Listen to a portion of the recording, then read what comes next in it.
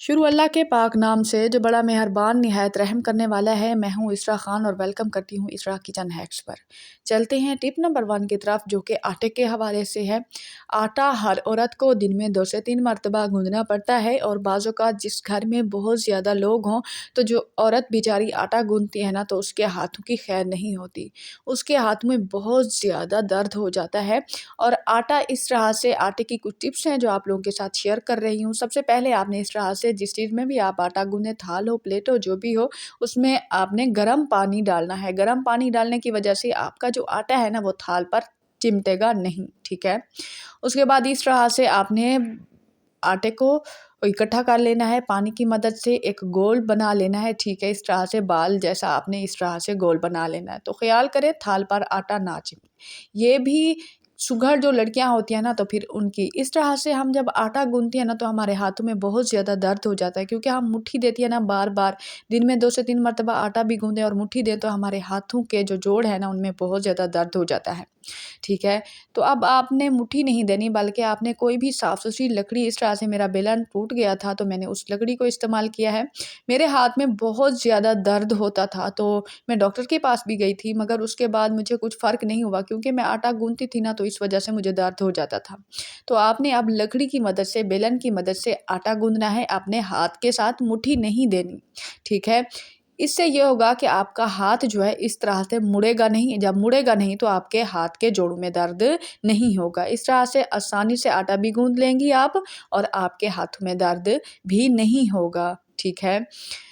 इस तरह से आप अब आटा गूंदा करें, हाथों की मदद से ना गूंदा करें। जिस भी बहन को आटा ज़्यादा गूंदना पड़ता होगा ना, तो उसे पता होगा कि ये मसला वाक़ई में होता है। आई होप कि ये टिप आपको पसंद आए। चलते हैं टिप नंबर 2 की तरफ, जो कि स्पेशल हमारी सर्दियों के हवाले से है। जिस तरह से हमारी स्किन खुश्क हो जाती है, बहुत ज़्यादा खुश्की की वजह से फिर हमारे पाँव की जो एड़ियाँ है ना, वो फटना शुरू हो जाती हैं। तो अब उसका इलाज कैसे हम करेंगे? बहुत ही आसान टोटका है।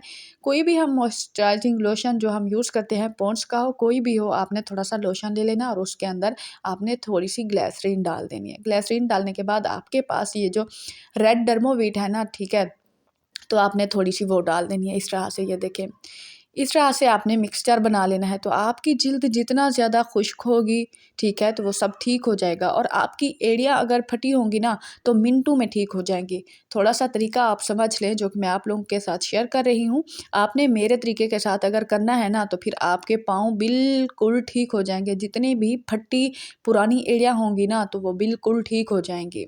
मुझे उम्मीद है कि आप जब ये करेंगे ना अमल, तो फिर उसके बाद आप मुझे दुआएँ देने गी लगेंगी। कमेंट में आकर मेरा शुक्रिया तो ज़रूर अदा करेंगी। इस तरह से आपके हाथ और पाँव बाजू खुश्क होना, तो आपने इस तरह से लोशन बना के आपने यूज़ कर लेना है इस मिक्सचर को। ये देखें, हाथों की खुश्की बिल्कुल गायब हो जाती है, ठीक है। अब आपने जब एड़ी पर अप्लाई करना हो ना, तो इस तरह से आपने एड़ी, जहाँ-जहाँ आपकी एड़ियाँ फटी हो ना, तो आपने इस तरह से, मैं आपको एड़ी पर लगा के दिखाती हूँ। इस तरह से ये देखें, आपकी एड़ियाँ जहाँ कहीं भी फटी होंगी ना, तो आपने इस तरह से लोशन लगाना है। आपने सिर्फ़ रात को लगाना है। लगा के आपने सॉक्स पहन लेनी है। सॉक्स पहन के आपने सो जाना है। तो आपकी फटी पुरानी एड़ियाँ बहुत ही खूबसूरत, नरम मुलायम हो जाएँगी। आई होप कि ये टिप आपको पसंद है। चलते हैं टिप नंबर 3 की तरफ, जो कि बहुत ही स्पेशल टिप है बालों के हवाले से। हर औरत, हर लड़की का मसला है, बाल बढ़ नहीं रहे, बालों की ग्रोथ नहीं है, बाल जो हैं गिर रहे हैं, ठीक है। बालों में बहुत ज़्यादा जो है कमज़ोरी आ गई है, बाल गिर जाते हैं, लंबे नहीं होते। तो उसका तरीका शेयर करती हूँ। मेरे बालों का राज, अल्हम्दुलिल्लाह मेरे बाल घुटनों तक लंबे भी हैं और बहुत ज़्यादा घने भी हैं, चमकदार भी हैं। इस तरह से आपने वटीका तेल, वाटिका तेल जो है ना, इस तरह से आपने काले बीज वाला ख़रीद लेना है, ठीक है। इस तेल में आपने कुछ चीज़ें मिक्स करनी है, जो कि आपको बहुत ज़्यादा फ़ायदा होगा। इस तरह से आपने थोड़ा-सा एक बर्तन में तेल डाल देना है। तेल डालने के बाद आपने वतीका का जो है ना, आपने शैम्पू लेना है, वो भी आपने ब्लैक ही लेना है, ब्लैक बीज वाला, ठीक है। इस तरह से आपने शैम्पू लेना है। शैम्पू लेने के बाद आपने तेल के अंदर इस शैम्पू को ऐड कर देना है, ठीक है। इस वटीका वाले तेल के साथ आपको इतना फ़ायदा होगा कि आपको 10 से 15 दिन भी नहीं गुज़रे होंगे, आपको इतना फ़ायदा नज़र आएगा ना कि आप कहेंगे कि वाक़ई आपने कोई चीज़ बताई है, ठीक है। इस तरह से आपने तेल में शैम्पू मिक्स करना है। उसके बाद आपने बादामों वाला तेल, कोई भी बादाम वाला तेल हो, मैं तो ये वटीका का ही यूज़ करती हूँ। आप इस तरह से इस तेल में ये तेल भी मिक्स करेंगे थोड़ा-सा। इससे आपके बाल चमकदार चमकदार होंगे, शाइनी होंगे, बहुत ही घने होंगे। आपके बाल जो हैं बिल्कुल दूसरे तीसरे दिन ही आपके बाल गिरना बंद हो जाएँगे। फिर जब लंबे होंगे ना 10 से 15 दिन के अंदर-अंदर आपके बाल, आपको पता चलेगा कि आपके बाल कितना लंबे हो रहे हैं, घने हो रहे हैं और चमकदार हो रहे हैं। अब आपको परेशान नहीं होना, यही करना है। इस तरह से आपने मिक्सचर बना के आपने नहाने से पहले तकरीबन 1 से डेढ़ घंटा पहले आपने अपने बालों में, सर में, जड़ों में इस मिक्सचर को आपने लगा देना और लगा के आपने 1 से डेढ़ घंटा छोड़ देना है। चाहे आप 2 घंटा भी छोड़ दें तो बेहतर है। उसके बाद आप फिर शैम्पू के साथ वॉश कर सकती हैं, ठीक है। इस शैम्पू के साथ इतना ज़्यादा झाग नहीं बनता, ठीक है। इस तरह से आपने बालों की जड़ों में अप्लाई करना है, इस तरह से आपने लगाना है, ठीक है। आपने लगाने के बाद उसको छोड़ देना है। छोड़ने के बाद आप जैसे